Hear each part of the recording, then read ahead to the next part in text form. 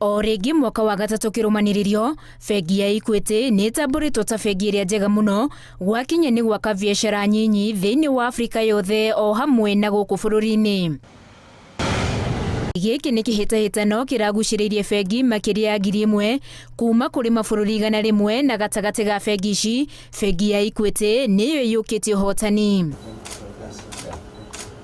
Mũrũgamĩrĩri wa bengi ya Equity James Mwangi augĩte ngerenwa ĩno no gũkindĩra na gũthimithia kĩoneki gĩa Equity gĩa gũkorwo mũhari-inĩ wa mbere wa gũtheremia andũ a Afrika na njĩra ya kũhũra njeki andũ arĩa maronjoreria ũrĩmi-inĩ, ũthondeki-inĩ wa indo, ũgima-inĩ wa mwĩrĩ na honge-inĩ ingĩ. Na ta mwaka mũthiru nĩ ũndũ wa gĩthingithia gĩa COVID-19, bengi ĩno nĩ yongereire ũheani wa ngombo kũrĩ onjoria acio nĩguo metirie marũrũ ma COVID-19.